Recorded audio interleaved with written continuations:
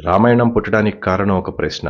కౌన్వస్మిన్ సాంప్రతం లోకే గుణవాన్ కశ్చ వీర్యవాన్ ధర్మజ్ఞశ్చ కృతజ్ఞశ్చ సత్యవాక్యో దృఢవ్రతః చారిత్రేణ చ కోయుక్తః సర్వభూతేషు కోహితః విద్వాన్ కః సమర్థశ్చ కశ్చైక ప్రియదర్శనః ఆత్మవాన్ కో జితక్రోధో ధృతిమాన్ కో నసూయకః కస్య బిభ్యతి దేవాశ్చ జాతరోగస్య సంయుగే ఏతదిచ్ఛామ్యహం శ్రోతుం పరం కౌతూహలం హిమే మహర్షే త్వం సమర్థోసి జ్ఞాతుమేమం విధం నరం.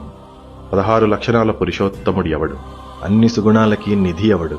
కొండంత బలాన్ని సముద్రం అంత గంభీరంగా దాచినవాడు. ధర్మాన్ని దాటక నడిచేవాడెవడు? తాను చేసిన సాయం అల్పమని పొందిన సాయాన్ని తలిచే కృతజ్ఞుడు ఎవడు? ఎలాంటి కష్టంలోనైనా సత్యాన్ని వ్రతంగా కలధీరుడు. ఎంత సుఖంలోనైనా కీర్తిని కాపాడుకోగలిగే సమర్థుడెవరు? ఎవడెల్లప్పుడూ పరుల హితాన్ని కోరేవాడు?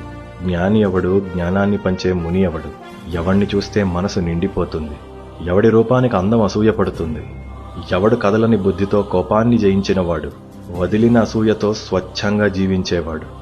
వాడి ఆగ్రహానికి 3 లోకాలు కంపించి 33 కోట్ల వేల్పులు కదిలొస్తారు. ఆ మొనగాడు ఎవరు? ఇప్పుడు ఈ కాలంలో ఈ క్షణంలో ఉన్నవాడు. అలాంటి పురుషోత్తముణ్ణి తెలుసుకోవాలనుందని ఆర్తితో అడిగిన వాల్మీకి మనసులో నారదముని నాటిన బీజమే ఆదికావ్యం, సీతమ్మ చరితం, శ్రీరామాయణం.